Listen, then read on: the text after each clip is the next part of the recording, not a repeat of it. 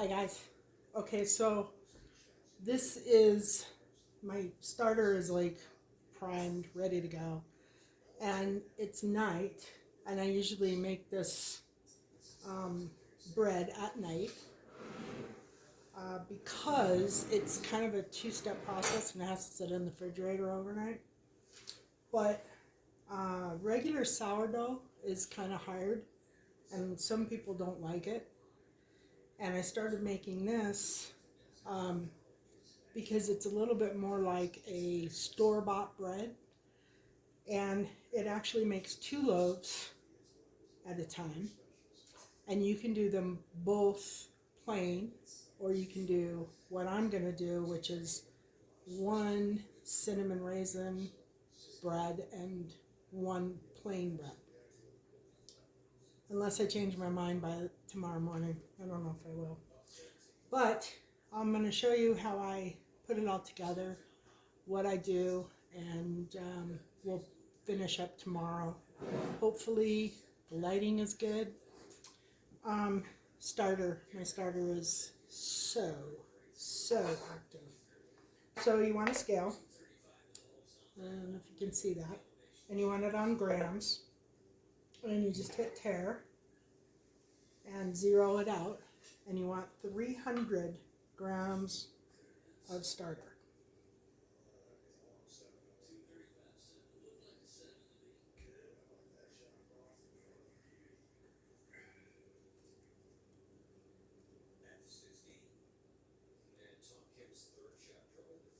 Whoops. It's a little over. I try to be kind of accurate with this, but not completely. It's a little over still.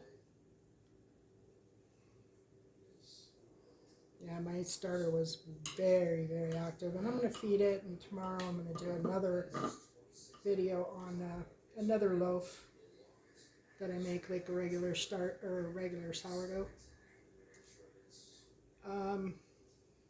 The other thing I wanted to mention is that sourdough, although this one I don't think really classifies as sourdough, but the bread loaf that I'm going to make tomorrow, it is classified as a sourdough, and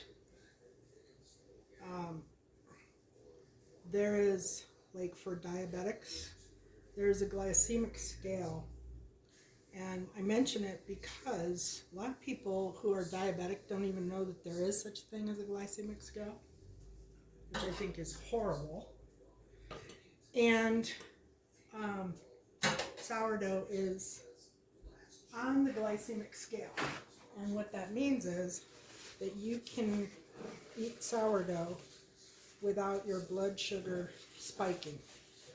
Everything that's on the glycemic scale are foods that don't make your blood sugar spike. Sorry, I had to clean my jar off from my starter. Okay, so you got 300 grams of starter. Hit tare. Then you want 650 grams of warm water.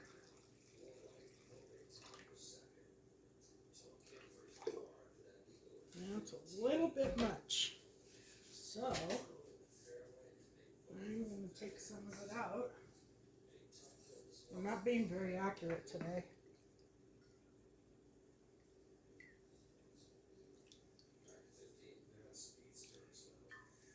Okay.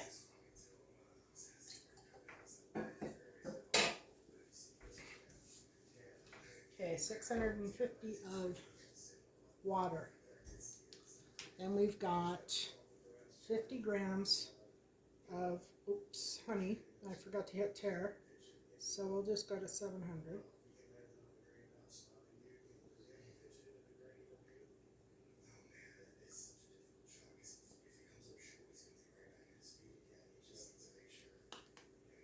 Okay. And tare, so don't forget again. And then you want 40 grams of avocado oil. Oh my, I don't know what that is, but I don't want it in my bread. Okay, 40 grams.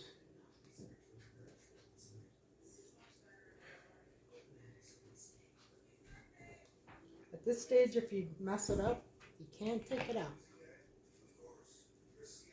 And then you want 1,000 grams of flour. Oh, I forgot.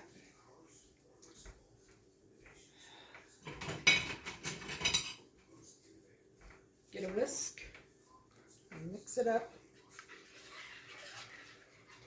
Makes it a whole lot easier to mix when you got 1,000 grams of flour.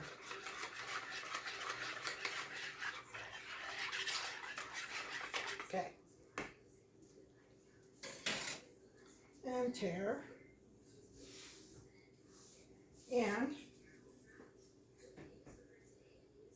I keep my flour down below, so it's pretty easy to get to.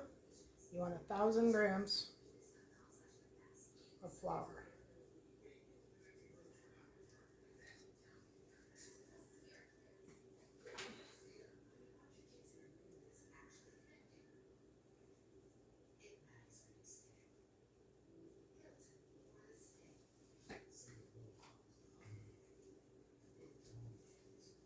And if you do go over on flour, you can actually get it out. Like there.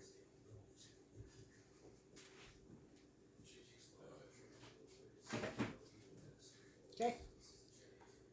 Clear out your scale. Remove that because you're all done measuring. Oh no, I forgot. You do have to measure one thing.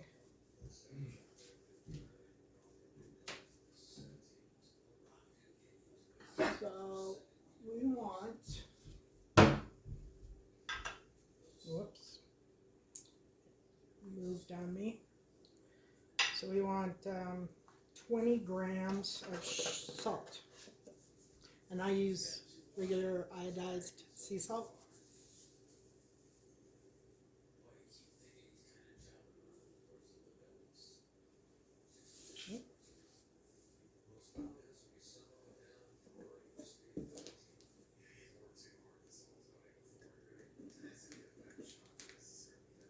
Jeez.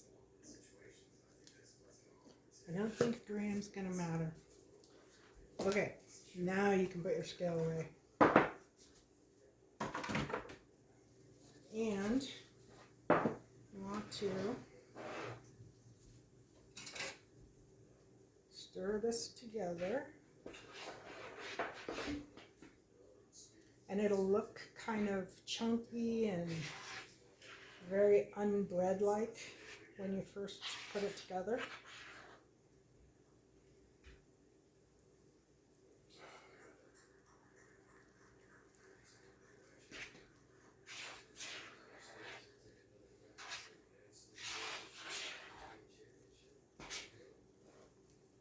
Just make sure you get it all stirred up really good. Yeah, this bread probably would not be on the glycemic scale for diabetics because it has a bit of sugar and a bit of honey in it. But the regular sourdough loaf that I'm going to make tomorrow is.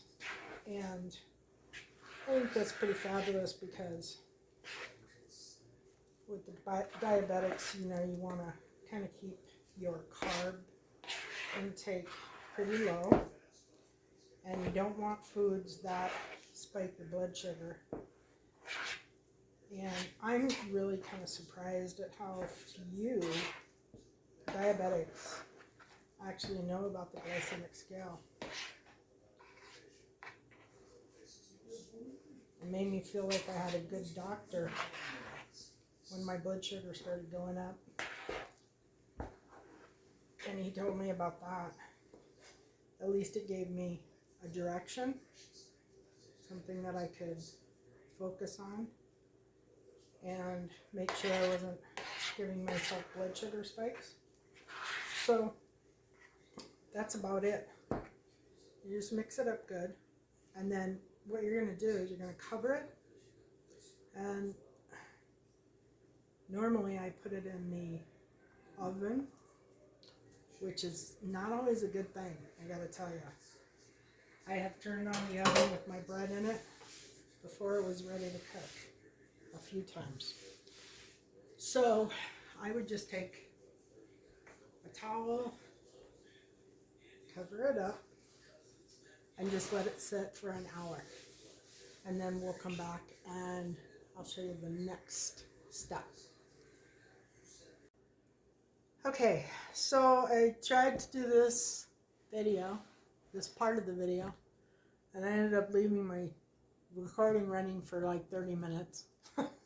And I have no idea where that part of the video is. But here's what you want to do. After it sits for an hour, you want to pour your salt over the top, and you want to mix the salt in, just knead it, and then let it sit for half an hour. We're now back after the half hour, and what you're going to do, I got to get my hands wet, is just grab it, fold it over, that, this side, I just do like 4 corners, like that. Then you're going to cover it and let it sit for another 30 minutes. And you can do that 3 to 4 times. I'll be back. Okay, last time.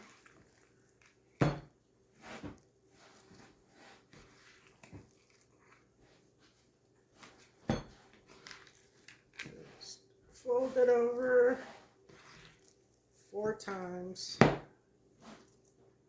You can tell it's getting all puffy, but it's late. It's going in the refrigerator, and I'm going to bed.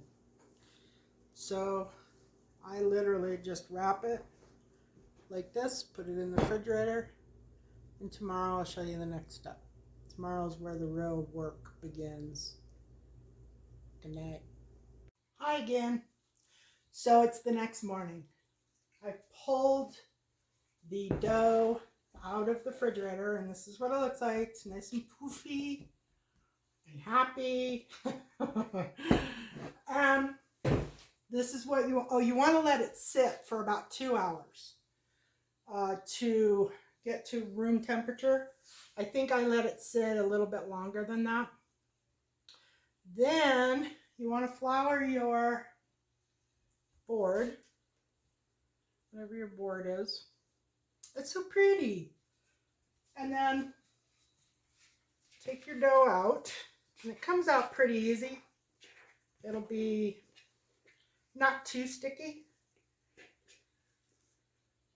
Just like that. And then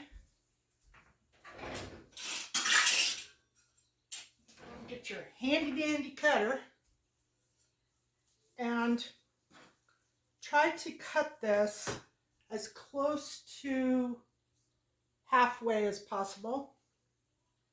I would put flour on it so that it doesn't stick to everything. So you're looking for a half a loaf.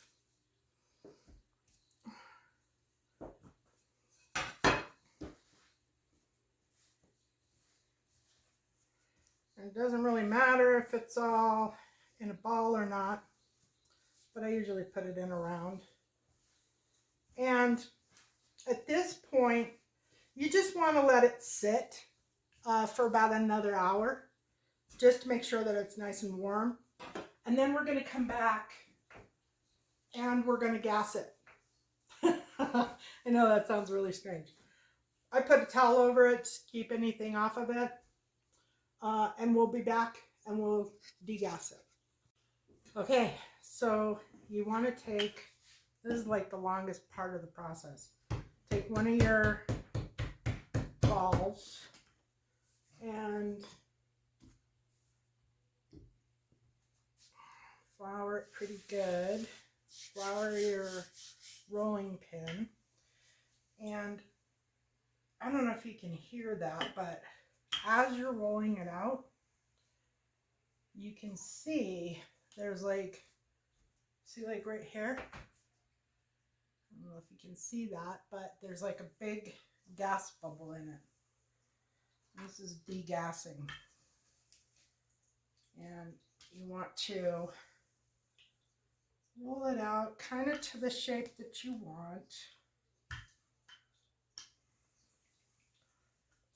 And while you're rolling it out, you're degassing it.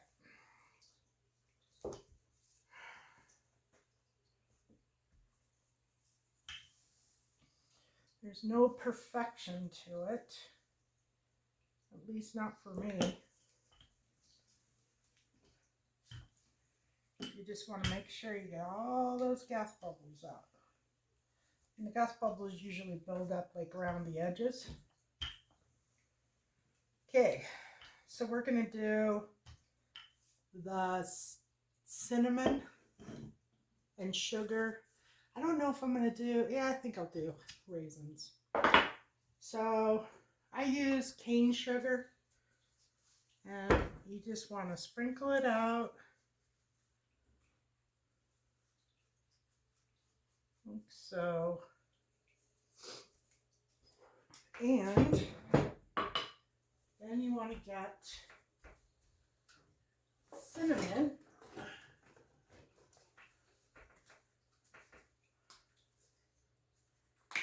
And you're going to sprinkle that on.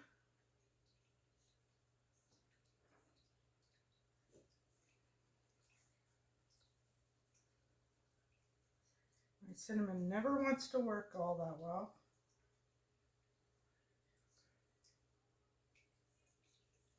Okay.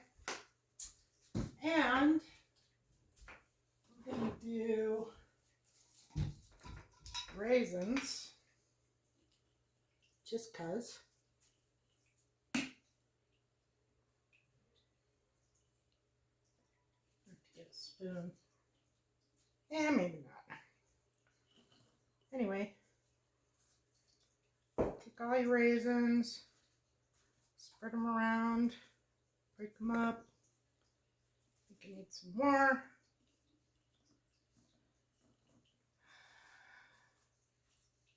So you can also just do plain cinnamon sugar. You could do like an apple, powdered apple and cinnamon, or powdered peach and cinnamon. You can do all kinds of stuff. Then what you want to do is take these ends, fold them over kind of like an envelope. Loosen up this side and this side. And fold those over. Fold that over. And then you're going to roll this bottom part, and I would say kind of tight, but you want to be careful that you don't do it too tight, because you'll poke a hole in the dough and then your cinnamon and sugar and raisins will all plop out. So if you roll it too thin, then you'll have a problem with that. And it's not a good problem to have. It makes a mess, but it's not like the end of the world. You can still maintain. Then you want a bread pan and some organic, what do you call this stuff? I can't remember. Organic shortening. There we go. This is organic all vegetable shortening. And I would be very cautious of buying shortening in the grocery store. It's not organic. God only knows what they've put in it. Okay, then you pick this up, stick it in your pan, just finish scrunching in your ends and your top, and you are pretty much done at this point, with the exception of you want to do a nice slice at the top. Now, I set these side by side on the counter, cover them up with a towel, and wait until they rise before I bake them. So I will show you that. But I'm going to set that one aside. And I'm going to clean up all this because I don't want cinnamon in my regular bread. And I'm going to go ahead and grease this one. And I grease the top too, and the reason why I do that is because literally when it bakes it comes out and goes over the top. It's like huge. So I grease these edges. It makes it a little bit easier. And I'm just going to set this aside for a moment. Get this out of the way. Make sure I don't have any more cinnamon, which I do.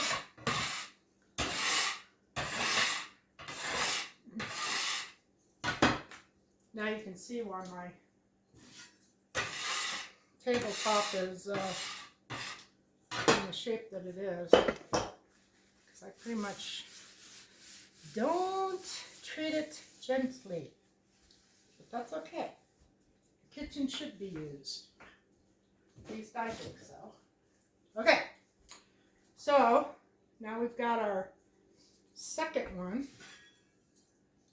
And we want to put flour out. Make sure cinnamon on this one. Okay, and then take your second roll of dough, plop that down. You can hear it. I don't know if you can hear it, but it kind of like pops. See, there's a bubble right there. Degassing. One more flour. Flour around here. And start rolling. Hear it? More.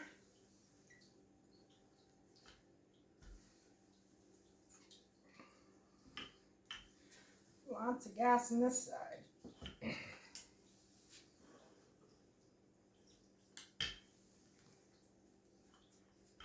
And you want to make sure that you have a good amount of flour when you're doing this process, because it will get really sticky if you don't. And then it's really annoying and it's hard to work with. As long as you keep it nice and floured up, it'll be perfect. And this bread, even though it's a sourdough starter that you're making, and it's technically a sourdough bread, the olive oil and the honey make it more like a sandwich bread. And the way you cook it, or the way you bake it, is a little different than a regular sourdough loaf. So, now you want to do the same thing you did on the other one. Kind of like an envelope. And flop that side over, flop that side over, start rolling. This one, you don't really have to worry too much about tearing it because there's nothing inside that's going to get all icky. Fold your corners over, get your pan, lay it in there, tuck your sides under and do a slice down the center, just like that. And then we're going to set them. Let's see if I can show you without jiggling too much. Oops. We're going to set them on the counter just like that with the towel over the top for however long it takes. Sometimes when it's really warm, the process goes quickly.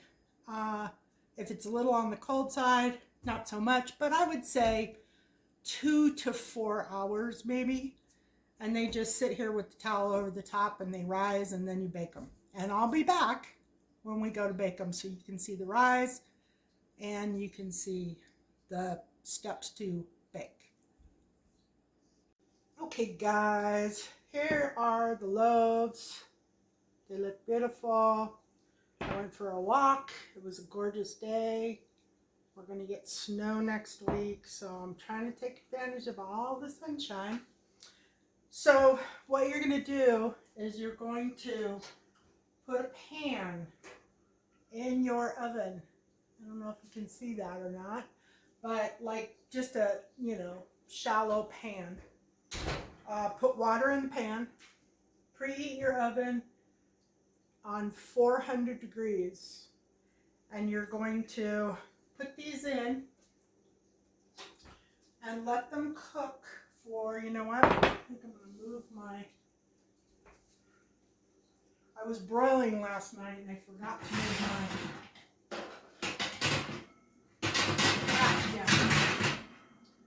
Okay, so you got your water in, you got your bread in, you're on 400, and you're going to cook that for 15 minutes on 400 degrees. And then after 15 minutes, you're going to drop it down to 375, and you're going to cook it for an additional 30 minutes. And I won't come back when I drop it down to 375 because you guys can do that on your own. But I will come back and show you what they look like when they're done.